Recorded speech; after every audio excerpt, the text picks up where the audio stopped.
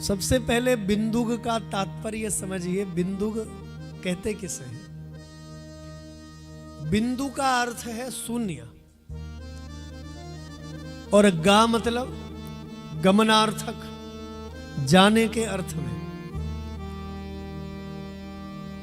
गमनार्थक है। बिंदु यानी शून्य और गा यानी गमनार्थक, जाने के अर्थ में जो जा रहा है। कहां जा रहा है? शून्य की ओर। शून्य यानी अंधकार की ओर जा रहा है, विनाश की ओर जा रहा है। क्षमा करिए, ये किसी बिंदुक की कथा नहीं है, ये तो जीव की कथा है। हम जीव भी ऐसे ही हैं जो अधर्म की ओर जा रहे हैं, जो पाप की ओर जा रहे हैं, जो अन्याय की ओर जा रहे हैं। तो जो विनाश की ओर जा रहा है, अंधकार की ओर जा रहा है, उसे कहते हैं बिंदुग। धर्मपत्नी का नाम है चंचुला। इस जीव की, बिंदुग रूपी जीव की धर्मपत्नी चंचुला। चंचुला मतलब ये मन बड़ा चंचल है। कई लोगों का तन तो कथा में बैठा होगा, लेकिन कईयों का मन पता नहीं कहां कहां घूम रहा होगा। क्या मालूम गुड़गांव में पहुंच गया होगा, क्या मालूम दिल्ली में पहुंच गया होगा, राजस्थान में अपने घर में, अलवर में, कानपुर में कईयों के मन पहुंच गए होंगे। तन यहां है, लेकिन ये मन कहां कहां घूमता है कोई पता नहीं है। हाँ? इस मन की गति बड़ी तीव्र होती है।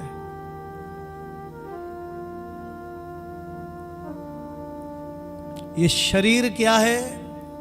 वेदों में इस शरीर को रथ माना गया। ओम सुखारथिरस्वानि वजयन् मनुख्यान्नियते भीषुर्भिर्वाजिना इव हृत प्रतिष्ठम जादाजिरंजविष्टं तन्मे मनः शिव संकल्पमस्तु। वेदों में इस शरीर को रथ कहा गया है। रथ है ये शरीर। क्या है? अरे बोलते काहे नहीं हो? रथ है। और इस शरीर का जो स्वामी है, वो स्वामी है आत्मा। स्वामी कौन है? जो इस रथ को चलवा रहा है। आत्मा निकल गई, रथ खड़ा हो गया। जो मालिक है शरीर का, जो इसको चेतन बना रहा है, इसको चला रहा है, वो है आत्मा। वो बिजली, वो पावर, वो करंट, वो शक्ति रथ को जो चलवा रही है। शरीर है रथ, रथी है आत्मा। रथी जो स्वामी है। घोड़े हैं ये मन घोड़ा है। हाँ? ये मन घोड़ा है। ये भटक रहे हैं। हाँ? ये मन भटक रहा है। बुद्धि है सारथी। हाँ? बुद्धि सारथी है जो संचालन करता है रथ का। तो भैया ये मन कहीं भागने न पाए, ये मन कहीं दौड़ने न पाए, इसलिए कथा में बिठाओ, सत्संग में बिठाओ, महादेव के चरणों में बिठाओ। तो जीव की धर्मपत्नी कौन है? चंचुला, जो बड़ी चंचल है। हाँ? वैश्यापतिर्बभूवा कामा कामाकुलित मानसा। वैश्यापतिर्बभूवा, वैश्या से संसर्ग हो गया। देखो, दोनों ने ही अपने धर्म को नहीं निभाया, न तो विंदुग ने और न ही चंचुला ने। दोनों कुमार्ग पर चल गए। कुमार्ग कहा, कुमार्ग पर चले गए दोनों, धर्मपत्नी भी और पति भी। ये गृहस्थ की कथा है। ये गृहस्थ दो पहियों का रथ है। एक पहिया है धर्मपत्नी, दूसरा है पति। दोनों पहिए यदि ठीक होंगे तभी ये बैलगाड़ी उस भगवान तक पहुंच सकती है, परमात्मा तक पहुंच सकती है। तो भैया बैलगाड़ी को ठीक होना पड़ेगा। हाँ? अब दोनों ही पहिए गृहस्थ के, धर्मपत्नी भी पति भी, बिंदुक भी और चंचुला भी, दोनों कुमार्ग पर चले गए। इसका संसर्ग वैश्या से हो गया, वैश्यागामी हो गया, और चंचुला भी व्यभिचारिणी हो गई, उसका संसर्ग चांडाल से हो गया। देखो, शिव महापुराण की पहली कथा सिखाती है अपने धर्म को निभाइए। आप जहां हो, आप जैसे हो, आप धर्मपत्नी हो, धर्मपत्नी के कर्तव्य को निभाइए। आप पति हो, पति के धर्म को ईमानदारी से निभाइए। आप माँ हो, माँ के कर्तव्य को ठीक से निभाइए। आप बेटे हो, बेटे का कर्तव्य निभाओ। आप सासू माँ हो, सासू का कर्तव्य ठीक से निभाइए। आप बहू हो, बहू का कर्तव्य ठीक से निभाइए। तो शिव महापुराण की पहली कथा है अपने कर्म को ही पूजा मानिए, अपने धर्म को ही पूजा मानिए, कर्म को ही पूजा मानिए। लेकिन ये दोनों के दोनों कुमार्ग पर चले गए। हाँ? विंदुग महापापे सुदारो अपि कुमार्गगा। सुदारो अपि, दारा मतलब धर्मपत्नी, धर्मपत्नी सहित जो बुरे मार्ग पर चला गया। पति ने अलग मार्ग चुन लिया, धर्मपत्नी ने अलग मार्ग चुन लिया। दोनों ने एक दूसरे से संबंध तोड़ दिया। वो भी वैश्यागामी हो गया पति बिंदुक, और धर्मपत्नी भी चांडाल का संसर्ग कर लेती है। देखिए, अपने धर्म को निभाइए, वही पूजा है। अपने कर्तव्य को निभाइए, अपने मार्ग को कभी मत छोड़िए। दोनों ने मार्ग को छोड़ दिया। बिंदुक की मृत्यु हो गई, घोर नरक में चला गया। देखो, जब तक ये शरीर सुंदर है, हाँ, तब तक हर कोई प्रेम करेगा। शरीर में ताकत रहेगी तब तक हर कोई सम्मान करेगा। जिस दिन शक्ति क्षीण हो जाएगी, सुंदरता समाप्त हो जाएगी, शरीर जीर्ण हो जाएगा, कोई प्रेम नहीं करेगा। क्यों? बाबूजी जब तक कमा रहे हो, हाँ, मेहनत कर रहे हो, हर कोई आपके साथ है, 2 पैसे कमा के लाएगा, 2 पैसे देगा। जिस दिन जीर्ण हो जाओगे, नहीं कमा पाओगे, कौन प्रेम करेगा, कौन सम्मान करेगा? ये संसार ऐसा ही है। जब व्यक्ति रिटायर्ड हो जाता है ना, तो आप देखिए, रिटायर व्यक्ति को देखिए आप,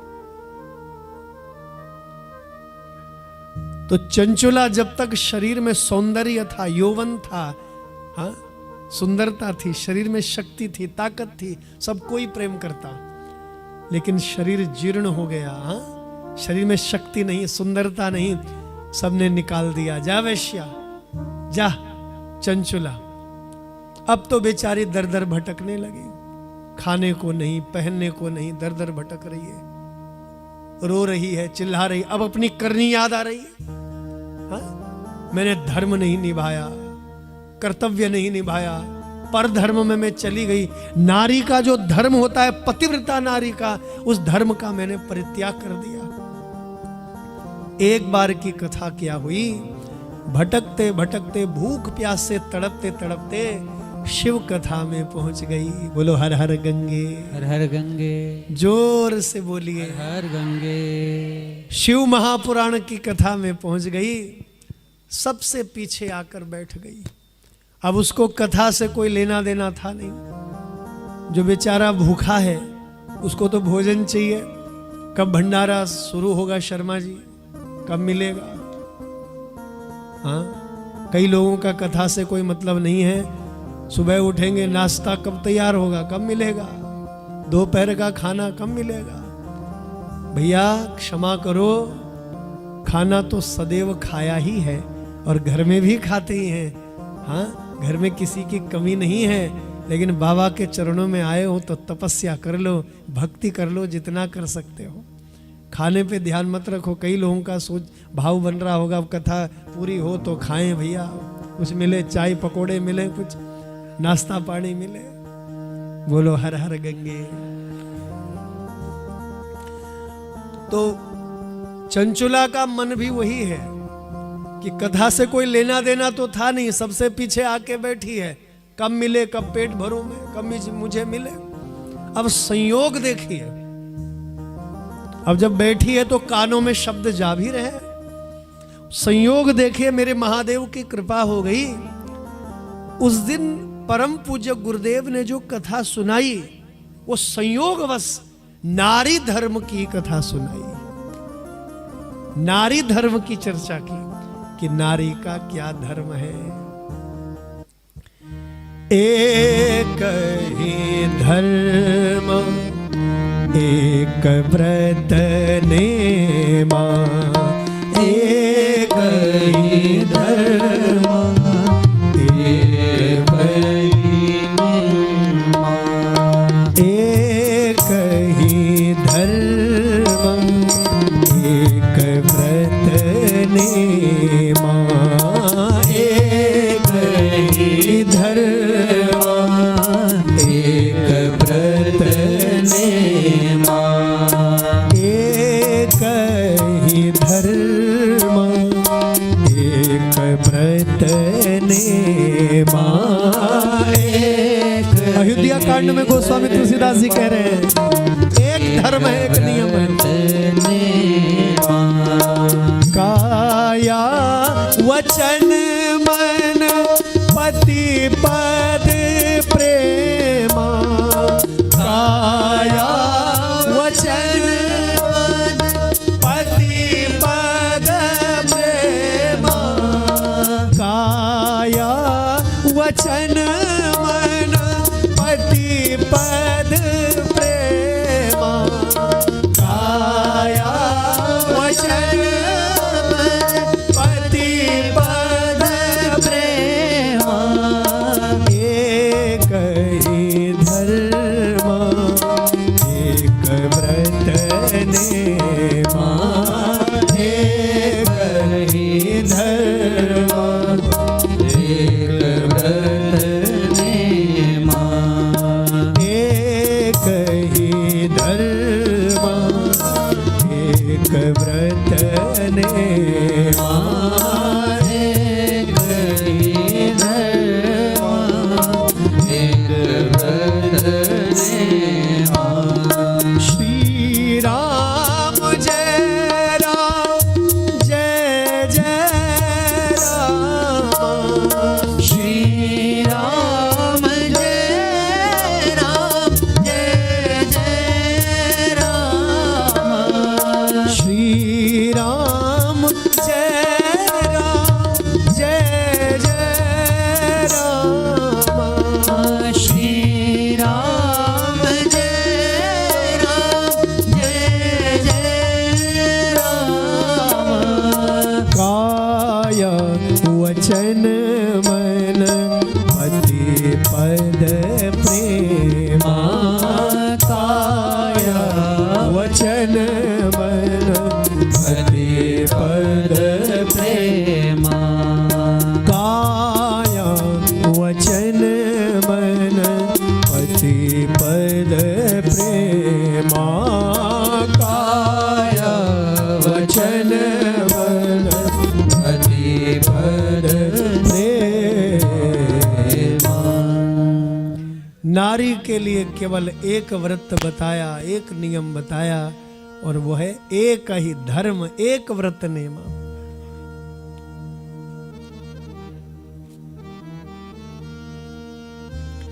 जब हमारे रघुनंदन माता सीता जी सहित, थोड़ा गूंज बढ़ाइए, माता सीता जी सहित वनवास के लिए जा रहे हैं, तो मार्ग में अत्रे ऋषि के आश्रम में पहुंचे।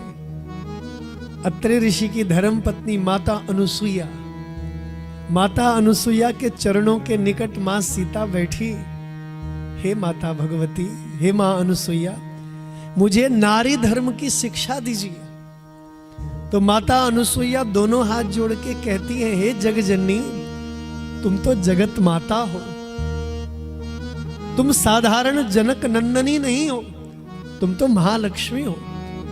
हे मां भगवती, तुम्हें मैं क्या उपदेश दूं?